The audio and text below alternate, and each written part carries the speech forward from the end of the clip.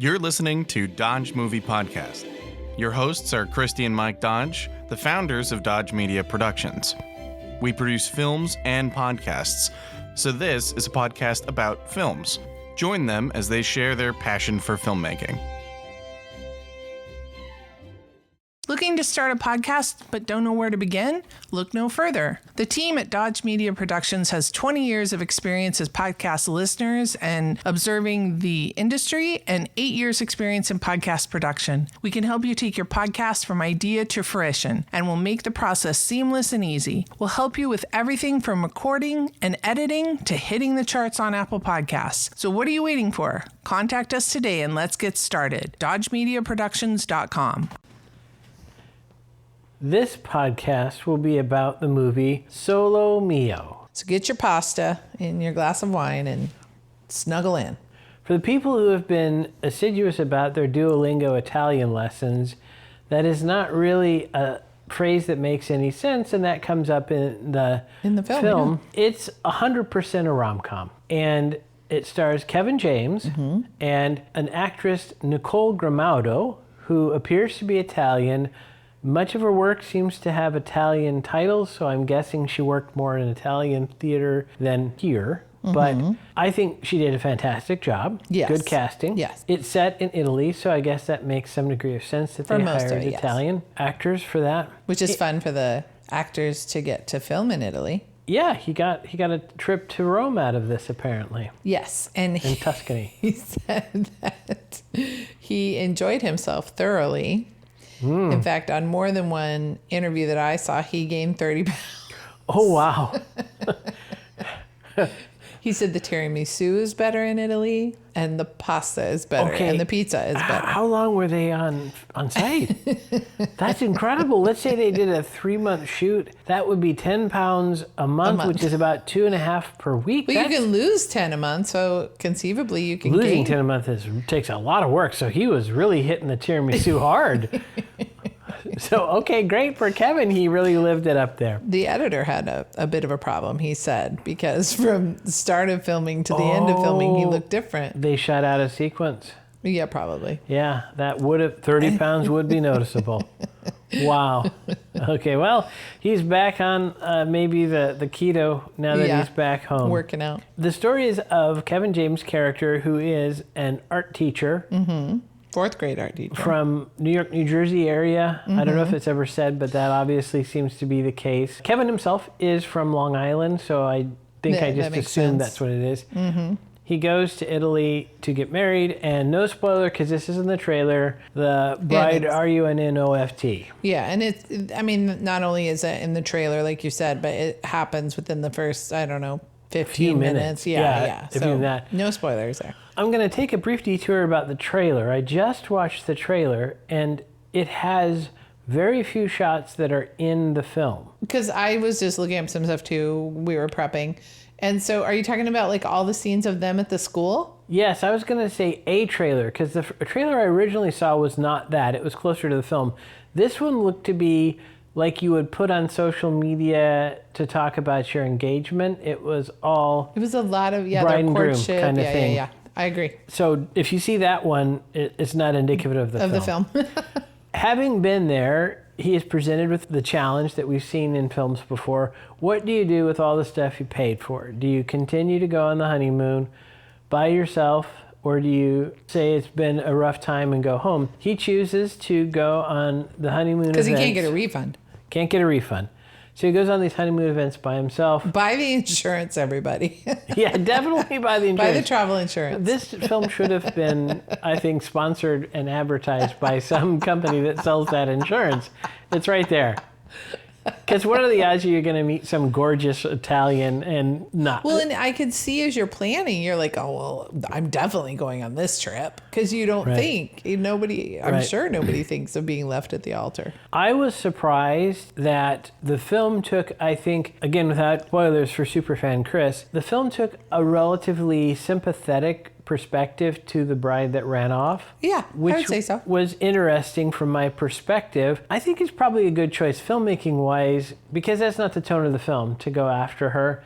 But I could also see a person who is in that situation where their fiance had run off being a little angry and bitter. So he more seemed confused and hurt, which is a very realistic. Both of those seem realistic. Yeah, confused and hurt. The character played by Nicole Gramada, Gia, she runs a cafe. It looks to me that the other person in the cafe is substantially younger than her, but I think it's supposed to be, from context and dialogue, her sister. But I felt like it was a young enough actor that you could say, was that supposed to be a daughter? I wasn't exactly sure. No, very much. I got a sister vibe from that more than, or like could have been a sister-in-law or a niece or like, but very much it felt like a family business, that coffee shop. So he meets Gia, and I wouldn't say comic hijinks ensue, but it's a very standard rom-com. So he meets the cafe owner, Gia, and they have a cute interaction. Sometimes the meet cute is adversarial, and that is not the case here.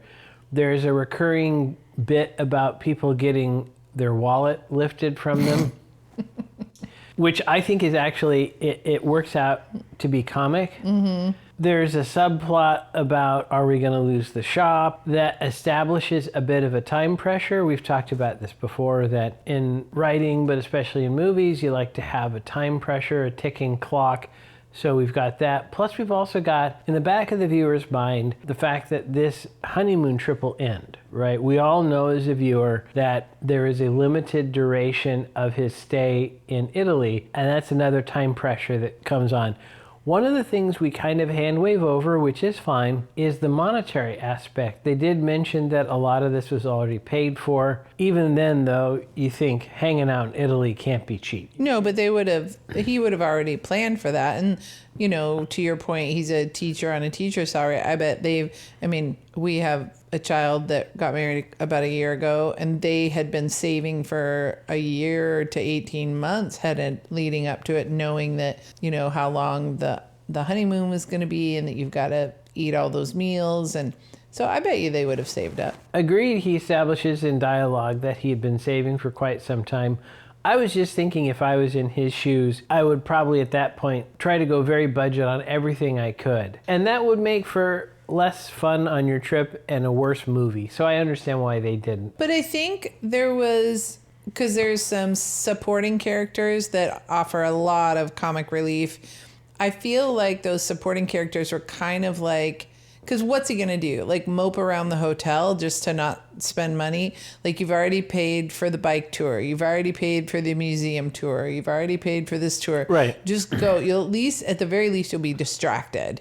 You won't be sitting somewhere thinking, you know, oh, woe is me kind of thing. So I think that a lot of that stuff that he did and explored and engaged in were like, they even referred to it as the two become one package. Yeah. And so they had already, you know, invested in it. Why not go along with it? One of the things I talk about a lot on this podcast is the unsung hero in these films. And in this case, costume, and I would say vehicles, even though they weren't so much motor cars. Because in the riding tour, it's a funny gag that they do a bicycle tour on Bicycles Built for Two, which makes it funny when you're by yourself.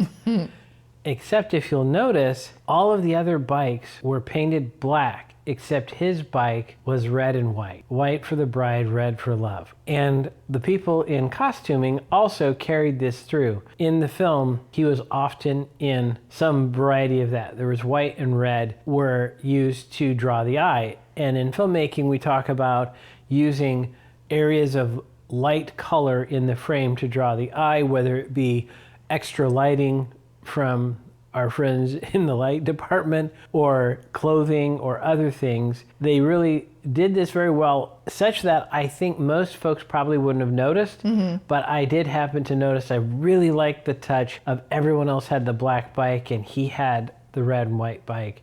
It was subtle, but it pulls the eye to that character, which sells the gag. So when I say gag, I want to mention that, to me at least, and I think from reading a couple of reviews on IMDb, others as well, This is not a Kevin James film. This is not the typical slapstick comedy that we associate Kevin James with making. I saw this trailer, and you can verify, I immediately said, I have to go see this. This is qualitatively a step up for Kevin. This is a totally different kind of film than he normally does. Nothing against I Now Pronounce You Chuck and Larry, but silly films like that... That's not his best work. ...is a certain kind, and it's fine to make films like that that are just fun. Yeah. So it's curious because you had said this, and I didn't really track it as being that different, because I guess maybe I was thinking largely of like King of Queens or like Paul Blart, Mall Cop. There's a love interest there. Like he has, it's been years since I've seen it, so I'm not remembering a ton, but I thought that he had a crush on a girl that worked at like a kiosk of some kind. Yes, so that is true. He did have a crush on Jayma Mays, who worked at, I think it was the cell phone case, or maybe it was Wigs or something like that. But he even said it. I watched an interview. He was on some show, and he was talking about this is the first time he's a leading man. And I was like, well, do you have to be in a rom-com to be a leading man? Because when your character's name is the title of the movie, Paul Blart Mall Cop, aren't you the leading man? I can see your perspective. I think I land a little bit more where he is, and I don't know if it's because it's a rom-com or if it's just because it's not a movie that is from Happy Madison Productions. So Paul Blart, let's use that. He wrote a segue around. There's a lot of physical, visual humor. It's very slapsticky, yeah. This film was not that. It had laugh-out-loud moments, but they were comedy about the situation. Okay, less physical comedy. Yes.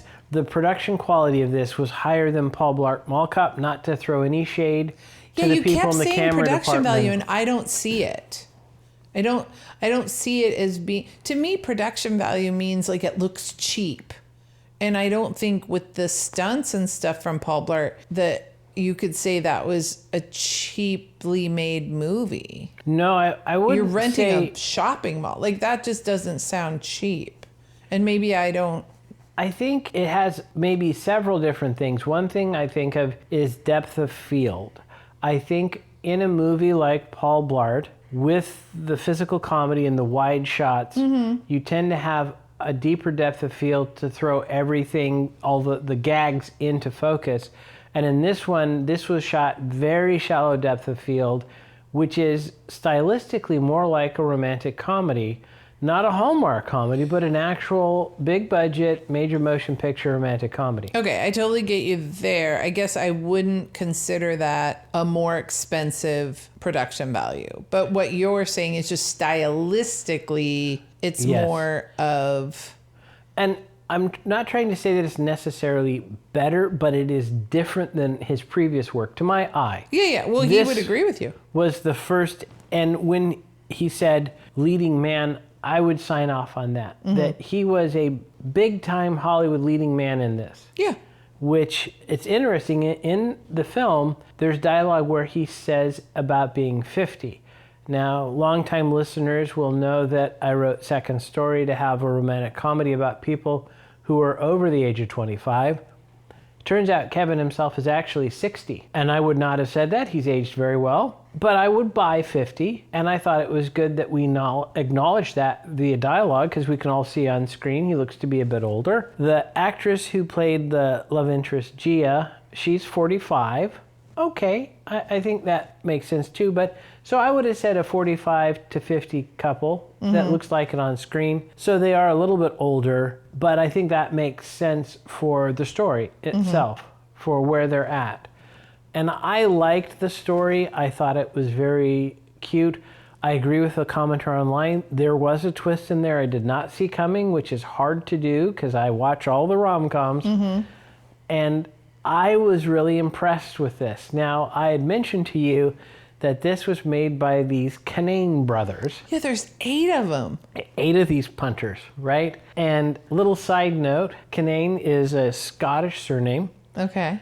It has many variants, but one of them you might recognize, McKinnon. So a distant relative of Kate McKinnon, apparently. But anyway, these brothers served in a variety of capacities, writer, director, exec producer, all kinds of things. Editor. And they and Kevin had made a bunch of shorts over the lockdowns. And I think this is about as far from what I would expect when I hear you made dozens of short films during the lockdowns. This is a legit big-time feature film. I am so impressed, and I don't want that to sound like a compliment where I'm insulting Kevin, but I was just so impressed when I saw the trailer to see him get an opportunity like this to move into a different kind of acting. Yeah. I guess I'm just surprised because like we talk about this all the time is doing these short films, like we produce a lot, you get your reps in, and then once you know how to do like your pre-production and once you find all the people that you need to help you for your crew and all that, it's not then, depending on the script, of course, it's not that much harder to just do that for more days, which means then a longer film. You know, we generally, our short films are 1 to 2 day shoots. And we've worked on stuff that has been maybe more like 5 or 6 days spread over, you know, a few weekends. Right. That then becomes a full feature. So I just felt like it makes sense, especially with his experience on a set, that he would naturally be good at expanding from these shorts to then... Right. More what I meant, not that it would be difficult to go from filming a short to filming a feature, but it seemed like those shorts were very comedic. Yes, they are. And so I expected, again, a little bit more of the same. He is a very funny guy, so it's his brother Gary, runs in the family apparently. So that's why I said it, not so much that it's hard to go from a short to a feature, more that I felt like these shorts were very comedic, very silly, and that would seem to be in line with his previous work, and I would have expected more of the same. But this immediately, to my experience, was a qualitatively different thing. It worked out very well. I think for me, this was a bit of a surprise because I hadn't seen him in that role, and we've talked in the past about romantic comedy leading men need to have a certain vulnerability, a certain kind of self-aware humor. And his comedy as a comedian had some parts where he was kind of taking the piss out of himself. So that was there, but to see it, I think it came across in a way that was very lovable when there's a scene of him after a night of drinking, going back to the honeymoon suite. It is partially humorous, as drunk people rolling around tend to be, but also there's a sensitivity to it that I really responded to, where you do feel for this guy, and as you said, he comes across more sad than angry, and I think that works well in this film. I don't know if an angry guy would be as appealing. There is a cameo that was not in any of the trailers or marketing material, so I will not spoil it, superfan Chris, of a really amazing celebrity to have a cameo, and not just the cameo where they're in one scene, but there's plot built around them. And they obviously were involved in production. They have dialogue, they're in many scenes. This was amazing that they had that pull. Yeah. So I would love to know the story behind how they got that person involved. Yeah, I was really bummed that I couldn't find more interviews with him and I could only find short form. And my favorite is to get more of a long form interview because you get more information. But apparently the press tour he's on is the little talk shows, not, you know, long form podcasts. So when we saw this, it was in the theater. It was in the theater, but it was in the smallest theater they have at the multiplex. But there were 6-8 other people in there, and it was midday during the week. It was popular with a certain demographic, but there were... The people that can be there midday, midweek. There were quite a few people there, more than I had expected. Yeah. Especially, I think it was opening weekend. It was. I don't know how much of a marketing push they're going to get because it seems like it is a smaller budget film from a smaller production company. But that maybe it's why he's not currently on some of these other bigger podcasts or things. But I would love to know, all the backstory. It's fascinating though, because side discussion. In a way where every celebrity and their cousin has a podcast, you feel like he could call up people who he's befriended to get on their podcast, but have the studios. Remember how back in the day, like, this is for all the old people listening, like if a celebrity went on Carson, they didn't go on Letterman. Correct. Like they stayed loyal to a certain, and that was largely, I thought I had heard, like the studios kind of controlling that. Like, well, you can't, and especially like if a studio also owned ABC, they're only going to go on an ABC show. Paramount movies go on CBS. Right. Yeah. So I wonder, so I started to say, you'd think he could call up, insert podcast person here and go on any of the shows. But have the studios said, no, you can't talk to Kevin because we're not doing his. I mean, I wouldn't think so, but I also don't be surprised by how much the studios are in control of stuff like that. That's a good question. Does Adam Sandler have a podcast? Seems like he doesn't. Would. Not that I know of, at least. Yeah, I don't know of it either. But that's a really good question, why there isn't more, because they're all starved for content. That's a challenge. So Rob Schneider used to have one. He's in the Happy Madison family, and David Spade does have one with Dana Carvey. You would think that Kevin could probably have called up Spade. The thing about podcasts that's awesome is in many cases you can do them without being in the same room. Yeah. So it's easier for both the podcasters to get a guest to agree to be on and for the guest to be on a given podcast, unlike in the day when you had to go to New York or LA to sit on the couch with somebody in the late night game. That's an interesting question because I would love to hear more details about how this film was put together, how they wrote it. Yeah, I'd love to hear more stories of the Kinane brothers and kind of all that stuff. Yeah. Right.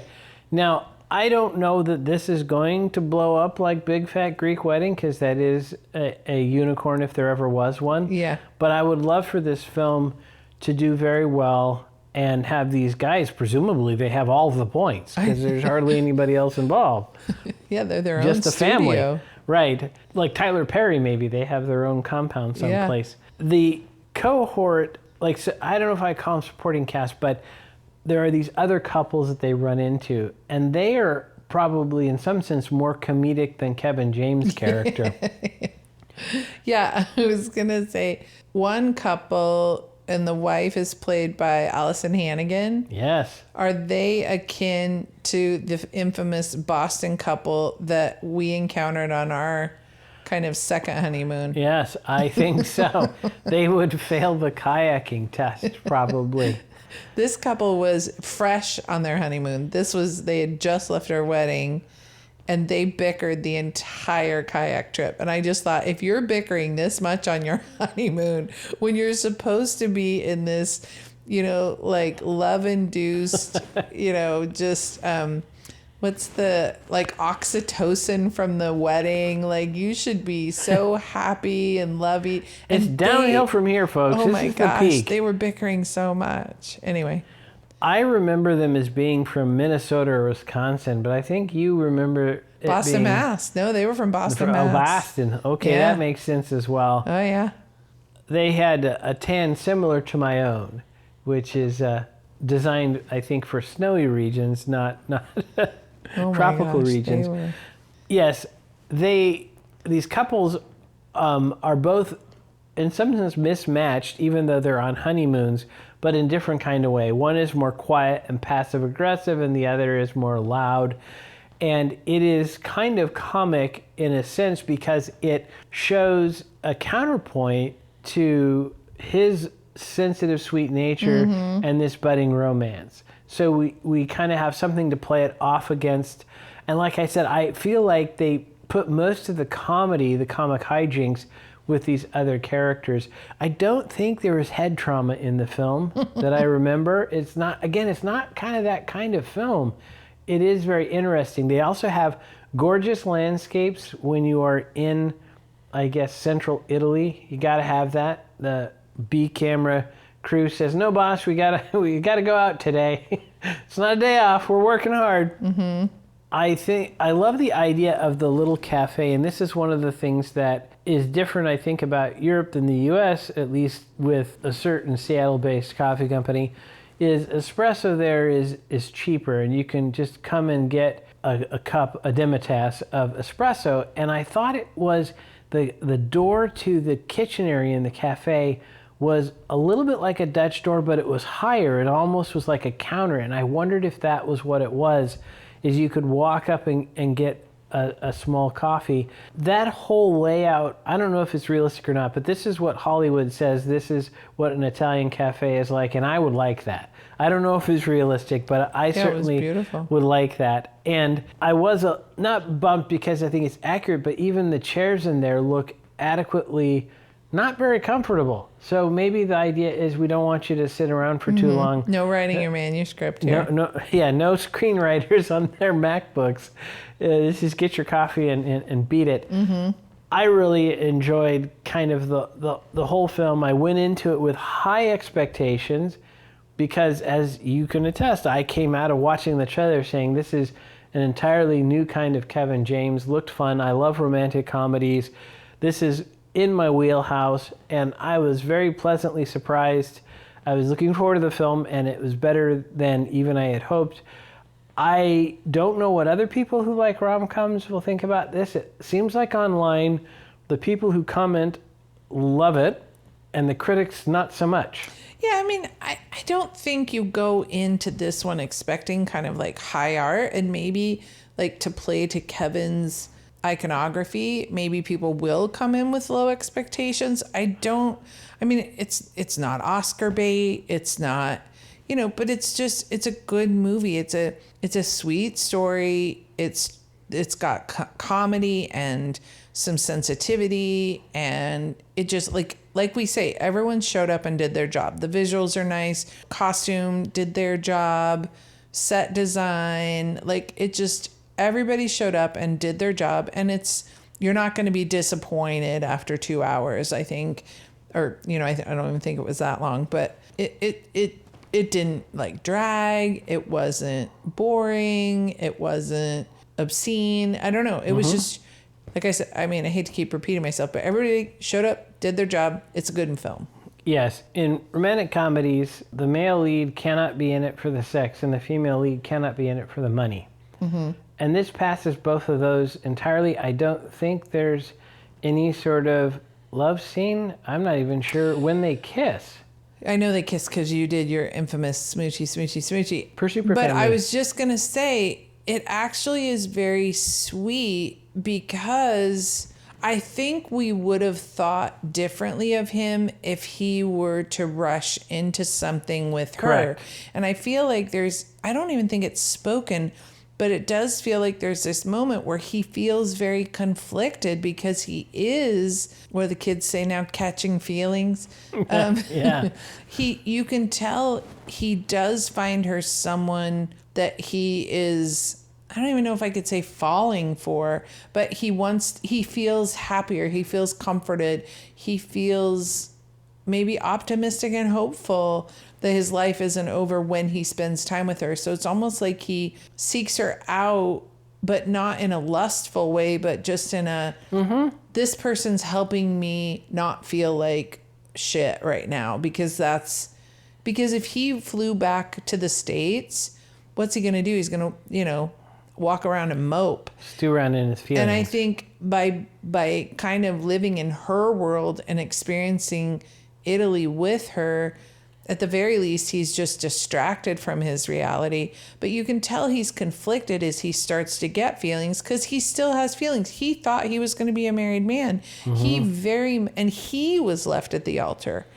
So he had no precursor. We don't get the sense that he questioned this marriage or had any hesitation about this marriage. So his knees were knocked out from under him when she didn't show up to the wedding. Right. Which then would explain why he would have some hesitation of jumping into a new relationship.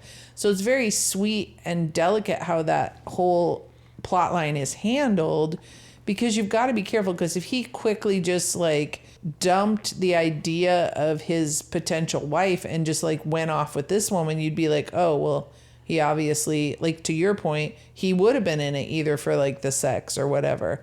But because there's that inner conflict you see in him, we kind of are on that ride and we go, oh, this poor guy. And I guess, you know, could you love two people at the same time? Kind of, or, you know, it's like, well, one's fading, one's growing. I mean, that seems like a lot for hearts and psyches to do, but I guess it could happen. One of the real challenges of the romantic comedy is casting the female lead, because so much is asked of that actor. You have to be gorgeous on screen, photogenic, but you also have to be appealing. You have to be charismatic. And I think this actress, Nicole Gramato, does the job perfectly well. She has a smile that I think would just steal anything. That was amazing. I really felt like she's a bit of a hidden gem that we hadn't seen her work before. I think that works really well.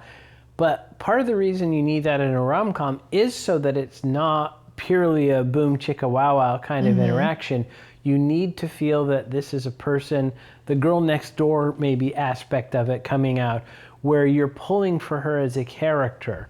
And we have a subplot where she is in some sort of situation, and we're pulling for her independent of them getting together as a couple. And I think that makes a rom-com work so much better, is if you care about the two characters independently as well as together. I think romances really are focused on the coupling up itself entirely, whereas the rom-com, to my eye, has the growth component. And we saw, in some sense, the growth, I think, of both of those characters, but it was more a discovering, I felt like, which matches with them being older in their lives. If they're 22 years old, now we're expecting something about, well, he discovers he really doesn't want to be an actuary, he wants to be a painter, something like this. In this case, they both had careers, they had lives. And there is an unspoken part of that, which is, how are you going to merge a guy from Staten Island or wherever he's supposed to be from and a woman in Italy, right? And as adults, Solo Mio too. There is an opportunity in there for a product sponsorship by Duolingo that they passed up on. Yeah. Because there is a discussion of an app. Well, maybe what it is if he's 60... he retires early and takes his PERS and helps her run the coffee shop in Italy. And maybe on the side, he takes the people who were stealing wallets and he distracts them with some art classes. Right. He sets up a local art school there outside. I think that's... There you go. Look at that. Yeah, pretty wonderful. I just broke some story. Speaking of that, though, they did have a scene at the Spanish fountain, the Spanish stairs, or what have you, the in the room. Spanish steps, yeah. Yeah, the Spanish steps. And that comes up because in a separate area, I just have to brag about myself a little bit, that I had pitched a sequel to another film that had a key scene on those stairs and didn't get a lot of love. So maybe one of these days somebody will bite on that one. I thought it was a great idea. Yeah. So this was, I think, a good opportunity to get a trip to Italy for the film crew. Make a really nice film. It was professionally done. They used a lot of local crew, though. We always stay and look at the credits, and lots of Italian names in that crew. So good job for hiring local crew. Hiring local, yes. I didn't notice a butterfly wrangler, which, by the way, is my current new favorite credit. I saw that a couple films back. We had a butterfly wrangler. I don't know how you get that job, and apparently you only get it once, because I've never seen it before or since. But great for that person. Feel free to write into the show if you're a butterfly wrangler. We're happy to have you on to talk about wrangling. So I think this is a bit of a sleeper. If you like rom-coms, I think you're going to really like this film. I definitely think, because I know this is not a plug, although Regal, if you're listening to this, we'd be happy for you to sponsor our show. But we have the Regal Unlimited, which for us, because of how many movies we like to see, it's an economical way to watch movies. But I think this is easily one that you could save for a streaming service, So if you're listening to this because you don't mind spoilers, although we've been very careful this episode. Very careful. Definitely watch this one on your streamer because I think you will not be sad. This is a great Sunday afternoon. Throw it on with some popcorn in your Barca-Lounger and enjoy. I would further say, if you prefer a more classic Kevin James film, be prepared that this one is a little bit different. Yeah. I think they're both good. This is not Grown Ups 2 or 3 either. Yeah. This is it. I'm curious to see what else comes out of this Canaan Collective. Yeah. They've certainly got a lot of people, so maybe they got a lot of great ideas. Did you look up other stuff they made other than the shorts? I mean, if they worked it like not together as a group of 8, but have individually the different brothers worked on different things? I did not. I think they have made 1 or 2 features prior to this, but I don't recall recognizing the names. Here Comes the Boom. Was that another Kevin James? That is a Kevin James one. I don't know if this was these guys or not. Okay. But Kevin was in Here Comes the Boom. He cast Boss Rutan. They were really good friends. And Boss was not in this film. But they did get, as you mentioned, Allison Hannigan, which I thought was interesting. They probably don't I thought she did great. Yeah, I'm a big fan. A very different character than Willow. Yes, and I think that's good to get a little bit of a difference. Yeah. Yep. And then this actor whose face I recognize but not his name, Kim Coates. He was fantastic. Had probably the silliest, most over-the-top role in the film. I hope he had a ton of fun doing it. And then, of course, there's this cameo, which is incredible. So yeah, this is a great movie. It was a surprise. Yeah, you surprised me for a fun little anniversary kind of thing we were doing, and so you took me out for a date. And since I didn't know, I said, "Don't tell me. I want to be totally surprised." And it was a fun surprise. As an aside, we did notice that the trailers that they showed before were all animated kids films. In fact, I looked over you and I went, "Are we seeing Zootopia 2?" Because it was like, if it wasn't a kids animated movie, it was for if I Can Only Imagine Part 2, which is, a religious-based film. Yeah. And so I was just like, are we seeing a kids movie? Or there was something about it was a very G-rated trailer, because sometimes we go, and much to our chagrin, they're all horror movies. Right. So I'm not complaining, but I did say to you when you asked that question, I don't think so, but I began for a second. Are we in the wrong theater? My phone to see, am I in the right theater? Are we in 9? Is this auditorium 9? Did I somehow get the demographic of the other the other audience members were in our demographic? That was another thing movie. I thought. I don't think this is Zootopia 2 because there's no children. There's no children here, right? And I'm pretty sure Zootopia 2 has a friend of the show, Jason Bateman, doing one of the voices. Yes, so he does. I would have been okay with that. Yeah. That just wasn't what I had intended. Yeah. So I would say, again, I highly recommend Solo Mio. I do recommend it. And I'd love to hear people's opinions on where, having seen it, where they think this lands relative to the rest of his work. Yeah. All right, folks. And never forget, Dodges never stop, and neither do the movies. Woohoo!